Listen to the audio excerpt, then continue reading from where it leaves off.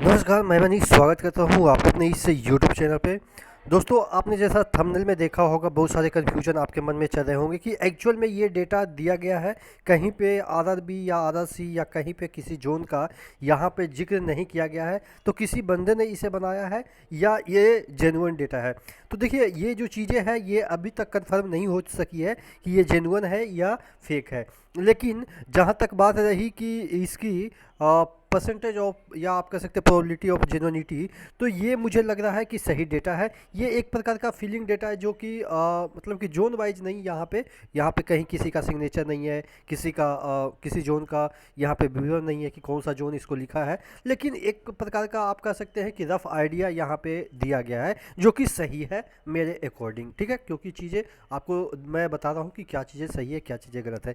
अब यहाँ पे एक पॉइंट समझ में नहीं आ रही है कि मैंने थंबनेल में लिखा है कि 50,000 प्लस जो है, 50,000 जो अभी अब्सेंट है आपके मेडिकल में, तो क्या यही चीज़ें सही है?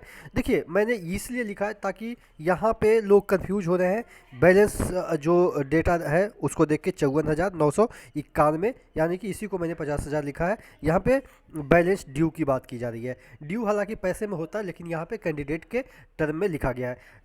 एक्चुअली देखिएगा, सीआर जितने भी जोन है सभी का 6/3/2023 तक के डेटा है। अब देखिए, अब इसमें ये बैलेंस इतना इतना कैसे आ गया वो आपको समझने की ज़रूरत है। चूँकि 6 को जिसका हुआ होगा डीबी, उसका मेडिकल 6 को कतई नहीं हो सकता है। उसका मेडिकल 7 को होगा, 7 के बाद होगा, ठीक है। तो इसीलिए जो लोगों का मेडिकल सॉरी डीबी हो चुका 6 तक, और यहाँ पे मेडिकल भी 6 तक का दिया गया है डेटा।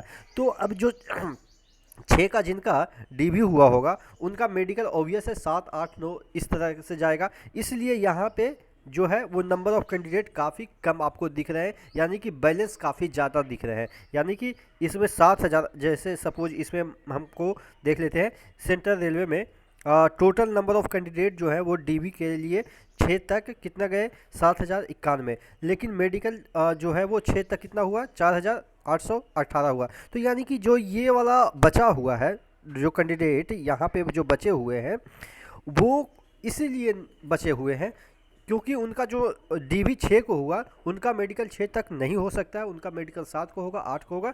तो अगर हम 7, 8, 9 जोड़ देते हैं तो ये वाला जो डेटा है वो घट जाएगा। तो इसमें कोई दो राय नहीं है कि मेडिकल में जो नंबर ऑफ कैंडिडेट है वो लगभग 99% लोग पहुंच रहे हैं। 1-8% ऐसे भी होंगे जो कि किसी कारणवश नहीं पहुंच पा रहे होंगे या नहीं देने जाएंगे, मेडिकल में जाएंगे ही नहीं, ठीक है। 1% अफवाह, हम अफवाह मान लेते हैं कि 1% ऐसे होंगे। लेकिन जो भी डीवी कराने गए हैं वो 100% लगभग मेडिकल में जाएंगे ही। तो ये 50% जो है, सॉरी 50,000 जो मैंने बोला है वो एक्चुअल में क्या है वो आपको समझ में आ गया होगा। चूँकि उनका डीबी हो गया, मेडिकल का डेट आगे होगा, इसीलिए ये वाला 50,000 प्लस आपको बैलेंस दिख रहा है। बाकी देख लेते हैं कौन कौन से जोन में कितने नोटिफाइड वैकेंसी, जो देखिएगा सभी जोन में आपको दिख जाएगा। ये सब बताने की कोई ज़रूरत ही नहीं है। Total number of candidate selected for dB and medical के जो लिए है वो 9,115 है।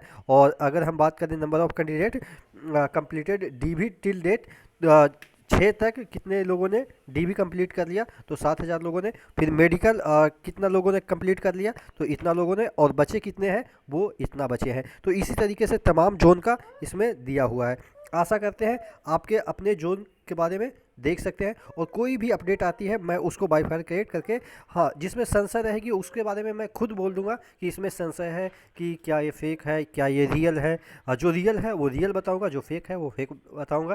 क्योंकि इतना दिनों के बाद, तकरीबन 5 साल तक इस चीज़ों को रिपोर्टिंग करते हुए, यानी कि रेलवे के बारे में अपडेट देते हुए हो गए हैं, तो इतना तो आप मतलब विश्वास कर सकते हैं कि 5 साल तक कोई भी बंदा झूठ के बदौलत नहीं रह सकता है, टिक सकता है यूट्यूब में। क्योंकि झूठ बोल के आप 1 दिन, 2 दिन, 3 दिन कमाई कर सकते हो, लेकिन मतलब कि एक लंबा प्रोलॉन्ग पीरियड आप झूठ बोल के सस्टेन नहीं कर सकते हो इस फील्ड में, ठीक है। तो आशा करते हैं चीज़ें आपको समझ में आई होगी। कोई और अपडेट आती है तो मैं आपको अपडेट कर दूंगा। तब तक के लिए जय हिंद।